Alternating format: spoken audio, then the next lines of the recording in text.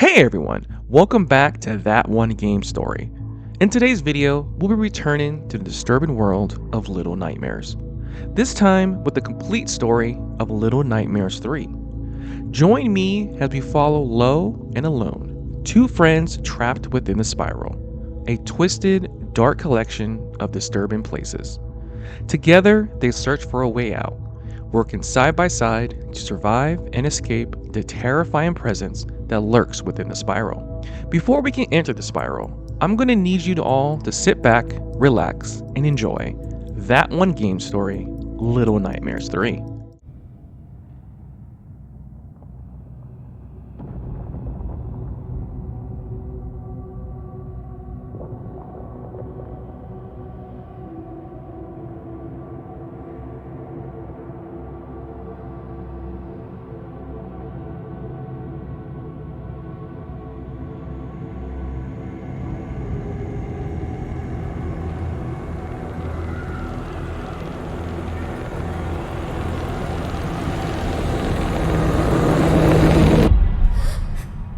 Our story begins with Lo, waking up in front of a shattered mirror. The same mirror from his dream, one that seems to reflect a strange window. Alone helping him to his feet, Lo pulls out and studies what appears to be a mysterious map. Together, the two set off on their journey for a way out. Leaving behind what appears to be a wrecked ship, they stepped into a vast and unforgiving desert. After a long trek through the sand, they finally arrive at the city of Necropolis, a once great palace now swallowed by the desert and reduced to a crumbling dystopia. As they make their way through the lifeless streets, Lo and Alone finds himself surrounded by the haunted remains of a lost civilization known as the Dwellers. These long dead giants are scattered across the city, their once mighty forms now reduced to eerie statues and decaying corpses. Some have been completely turned to stone, frozen in moments of fear and desperation. The Dwellers' stone bodies are draped in scarves, kilts, and togas, hinting at a culture that has long since vanished. Others remain as lifeless husks wrapped tightly in cloth and rope, a grim reminder of a mysterious fate that consumed their entire kind. As Lo and Alone continue on,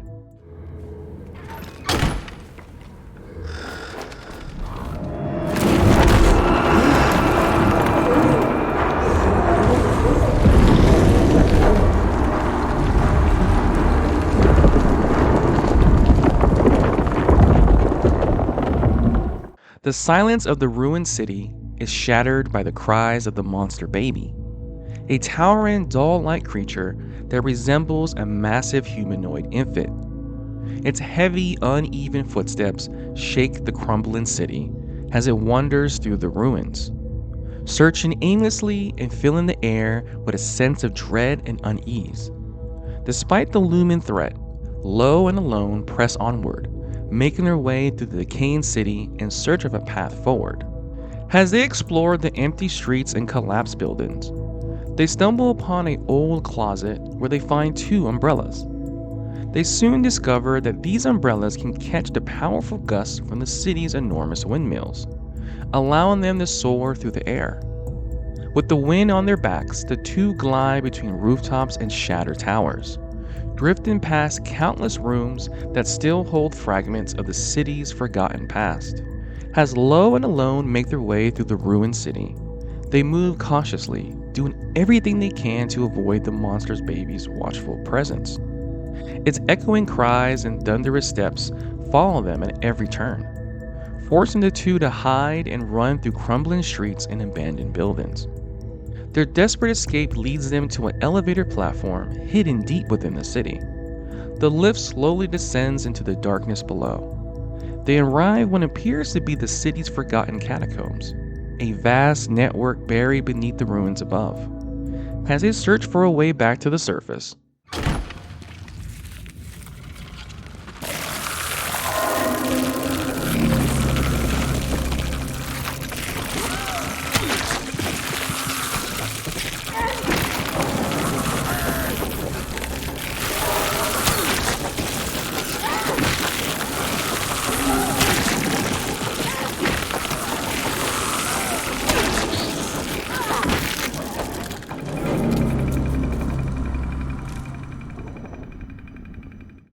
After clearing out a room crawling with beetles, Lo and Alone begin their climb back towards the surface.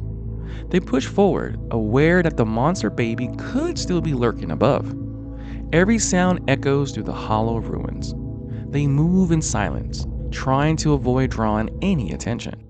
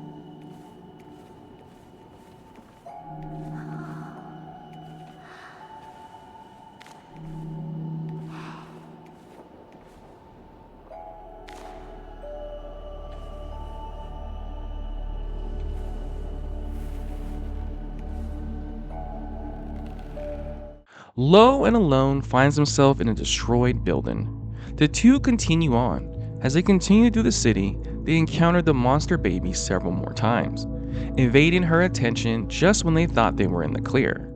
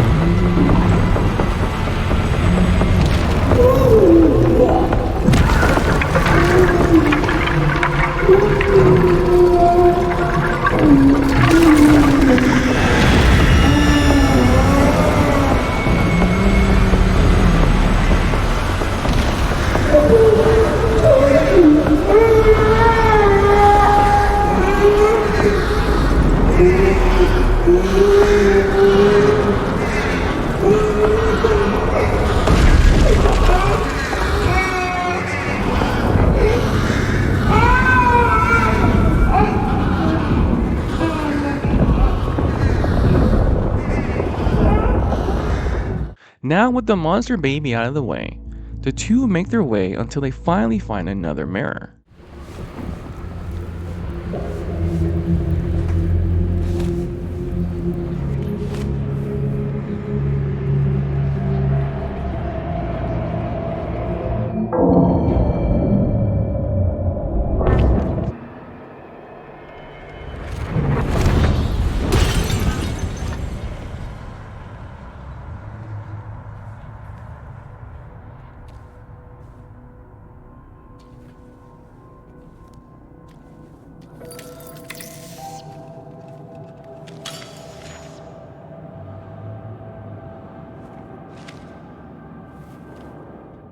Lo and Alone finds himself in a new and unfamiliar place. With the mirror now shattered behind them, there's no turning back. They have no choice but to move forward and see what awaits in this strange new area. As they step outside, they come across a massive overhead conveyor belt system, carrying what appears to be the residents of this region, a group known as the herd.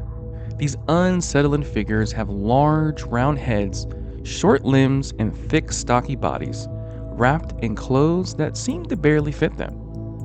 They're built like brutes, heavy and powerful, with a lifeless presence as they move along the conveyor belt above. Low and Alone makes their way into what appears to be an old factory.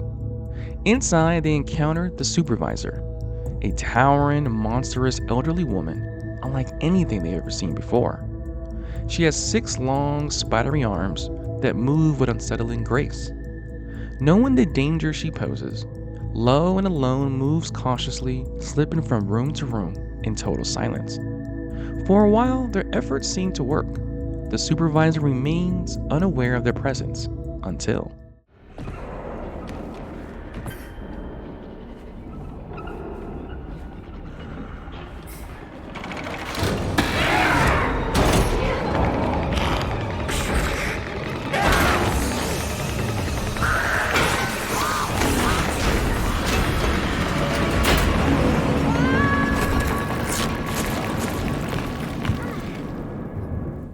Low and Alone finds himself on the factory's ground floor, surrounded by mountains of brightly colored lollipops, stacked high across the floor, revealing the factory's true purpose.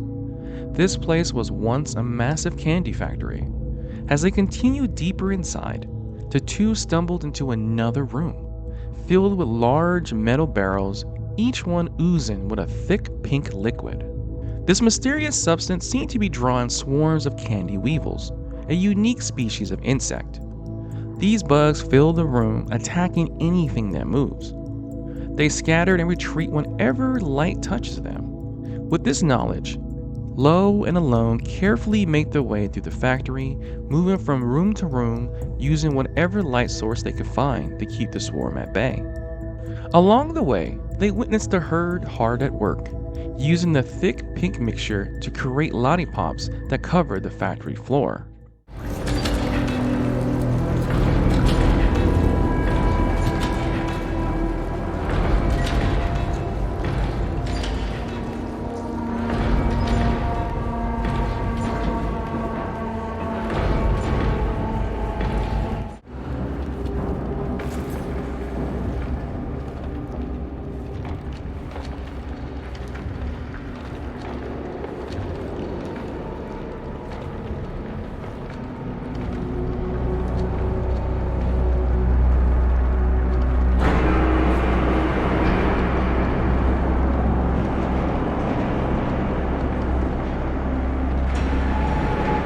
Low and Alone continue their descent deeper into the factory.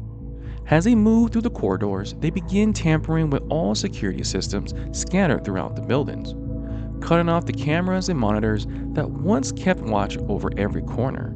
But their actions didn't go unnoticed.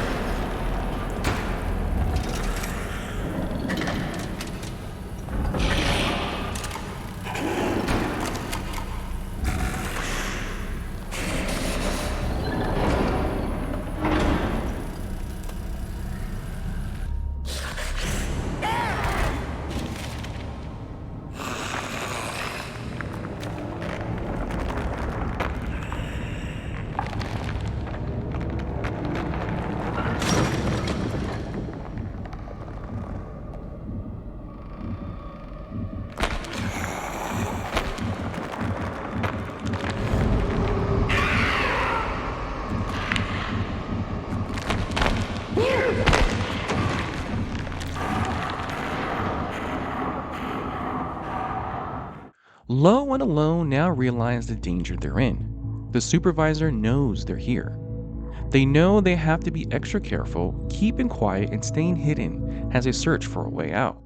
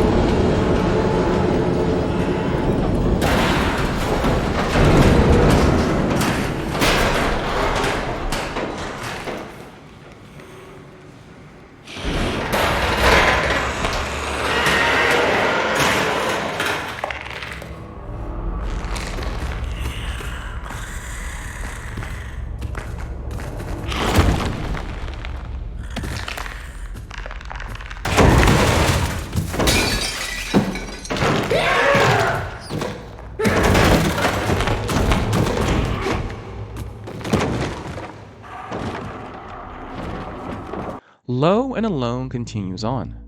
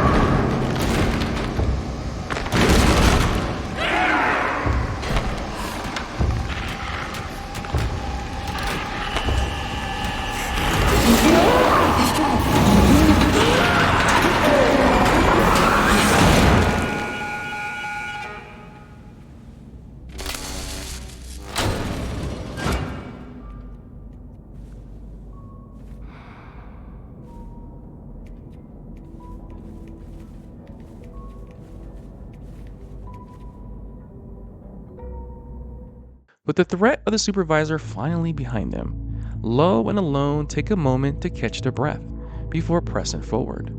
The danger may have passed, but their journey is far from over. Determined to continue, the two set their sights on their next goal, finding the next mirror that awaits somewhere ahead.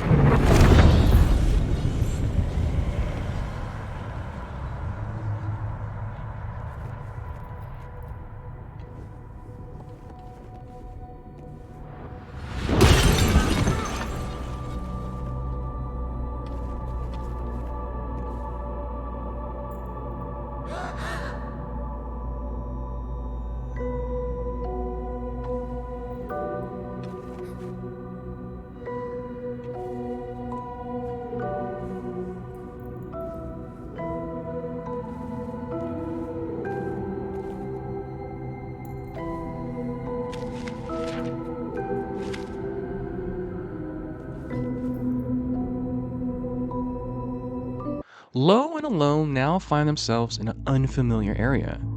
As they search for a way out, a small figure darts past them, a little gnome. Curious and quick, the little creature scurries away, and the two heroes chase after it around the room. In the process of chasing it, the gnome accidentally knocks down a ladder.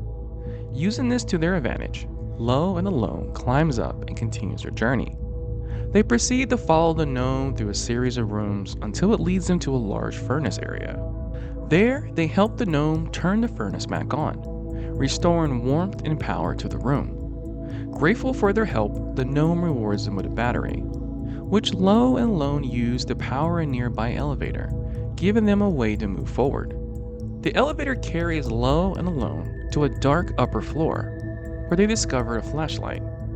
Using it to light their way, They navigate through the dimly lit area that appear to be some kind of storage space, filled with various props scattered around. As they carefully make their way through the cluttered room,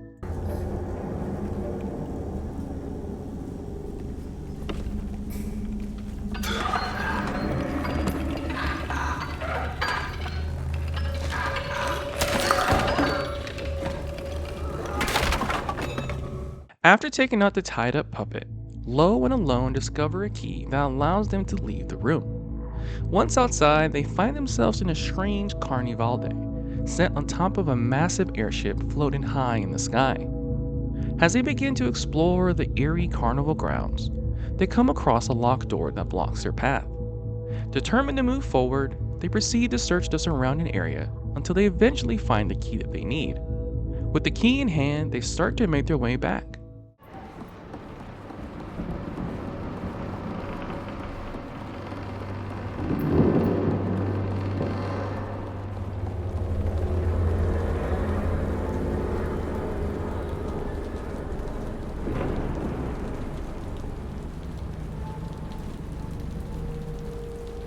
The two decide to ignore the group of puppets and continue on.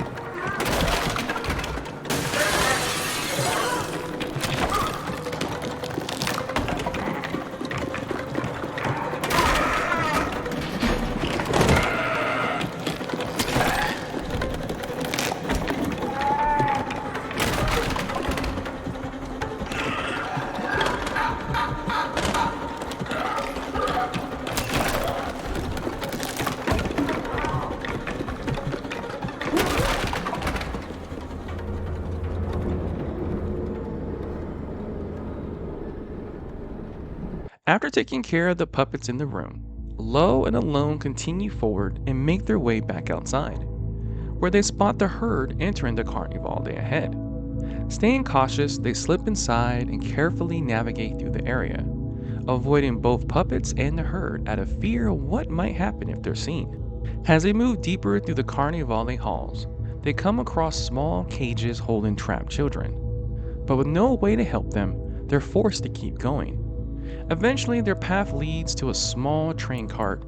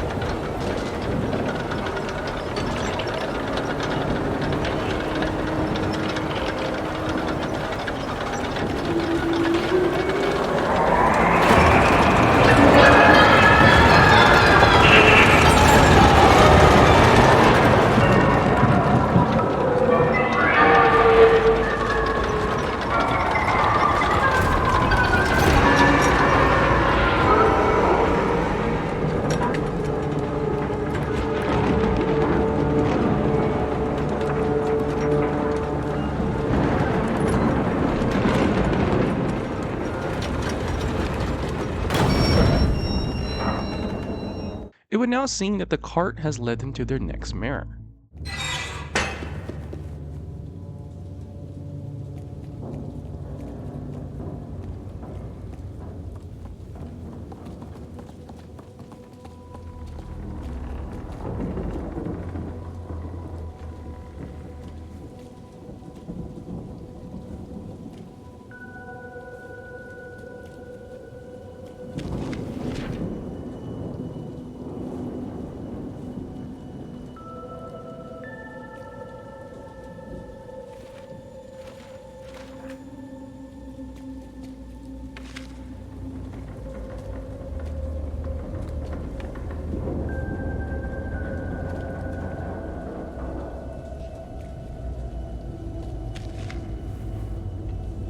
With Lo growing frustrated, the two continue onward and make their way into another building that appeared to be part of the Carnivale residential area. As they move through the unsettling space, they come across the elevator beside a room filled with what looks to be dead bodies of the herd. Taking the elevator up, they are brought face to face with a tall, slender figure known as the King, a disturbing man with an oversized head dressed in a loose purple suit and a red bow tie. In his hand, he carries a minikin, a small puppet-like figure. Realizing the danger they are in, Lo and Alone quietly begin to sneak past him, hoping to avoid being noticed.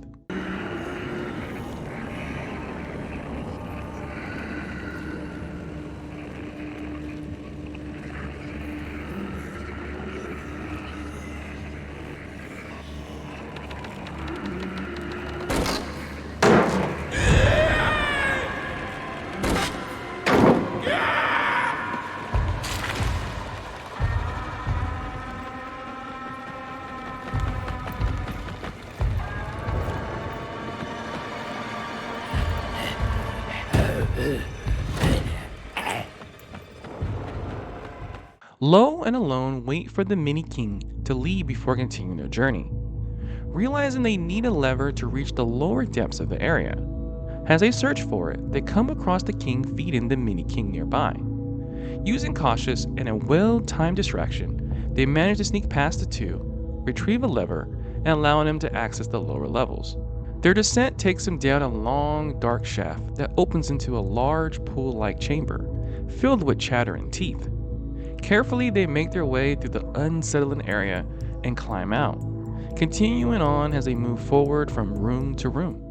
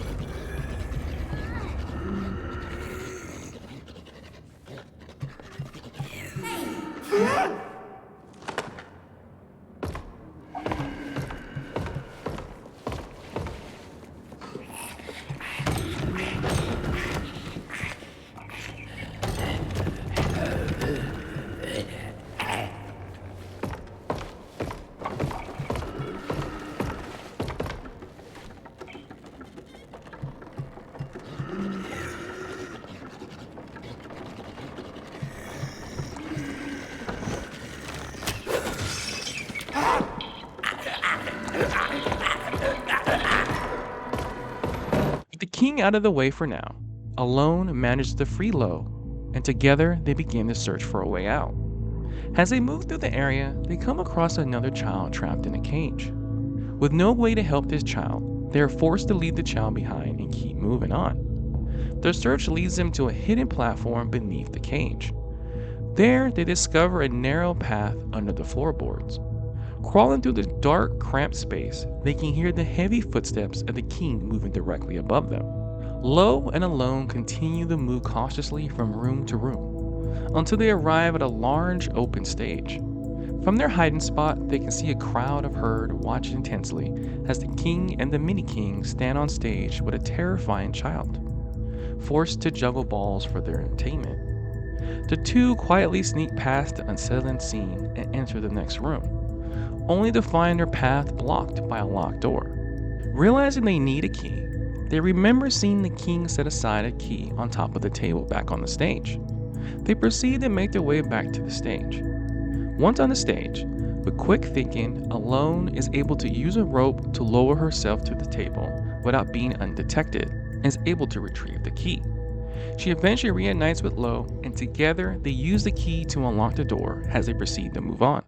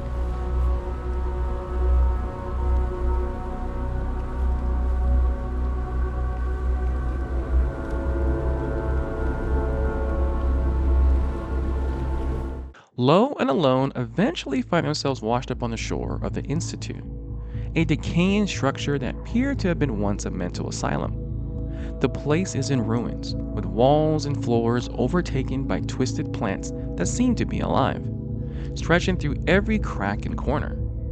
As they make their way inside, they carefully move from room to room, avoiding the aggressive plant life that lashes out at them. Their search leads them to come face to face with the nurse, a tall, unsettling figure with an oversized head.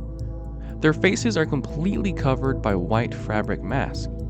After narrowly avoiding the nurses, they enter another area where a massive gong sits in the center of the room. Alone strikes it with her wrench, and the sound echoes through the institute. Moments later, they come face to face with the hypnotist, a towering creature with long limbs extending throughout the entire institute, marking the beginning of another terrifying encounter.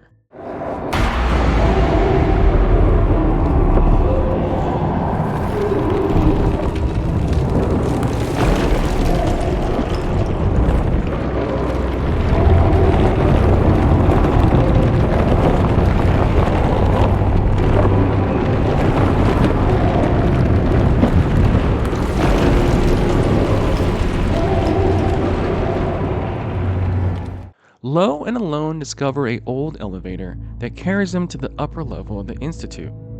The new area is filled with broken equipment and dark hallways. And before they continue forward, they find a locked door that requires a battery to open it. Searching the area, the two eventually come across a locked cell with a small opening high up on the right wall. Climbing through, they enter a room that feels eerily familiar. It's the same one from Low's dream.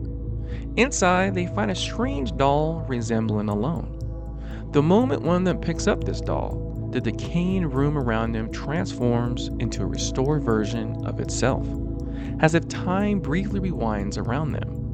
Realizing the power of the doll, Low and Alone use it to navigate through sections of the Institute that were previously unreachable, allowing them to continue their journey deeper into the heart of the building. With the doll in tow, Low and Alone finally locate the battery needed to unlock the door and move forward. Unfortunately, during their attempt to retrieve it, they are forced to leave the doll behind, unable to bring it with them. With no other choice, the two press on, entering a newly discovered area filled with unfamiliar dangers and unsettling sights.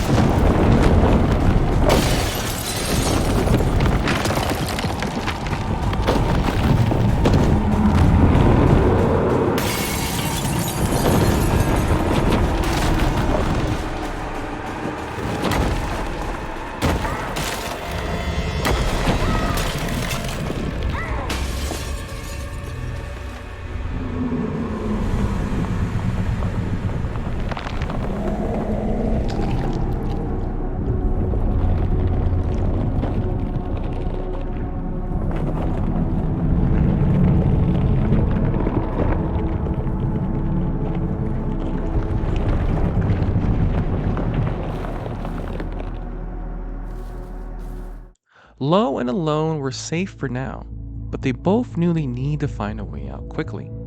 Pressing on, they carefully make their way through a section of the Institute filled with strange spores floating through the air, making every step feel tense and uncertain. After exploring the area, they manage to find a path that leads them back to the doll they left behind.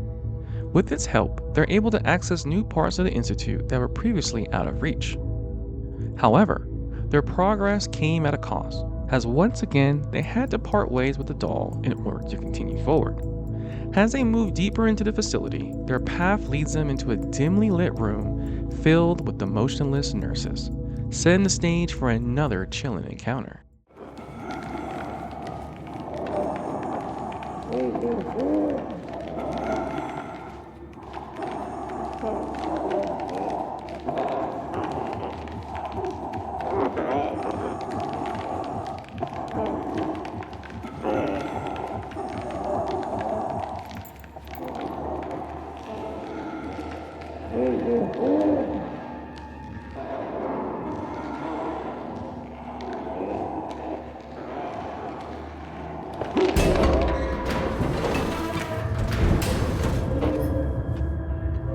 As they continue onward, they have another run in with the hypnotist.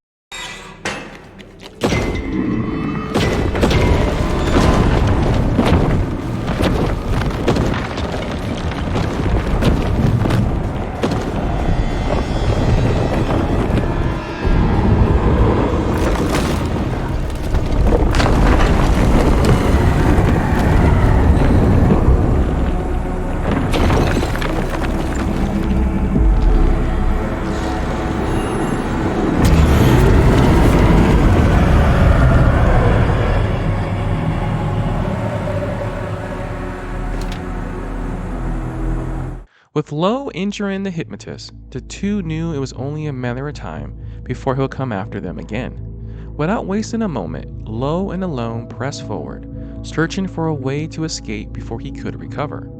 Their path leads them to an old elevator that descended deep into the lower levels of the Institute. Eventually, their journey brought them to a massive, mysterious door.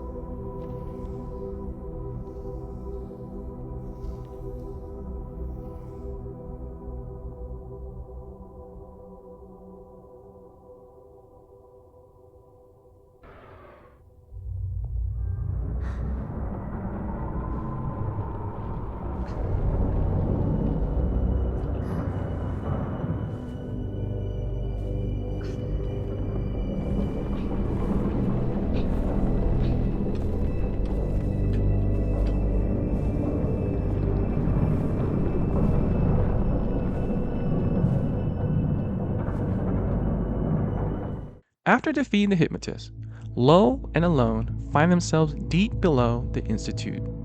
Determined to escape, the two begin to search for a way out, navigating the dark and crumbling lower levels. Their journey eventually leads them to a familiar sight, the final mirror, thus bringing that one game story to a close.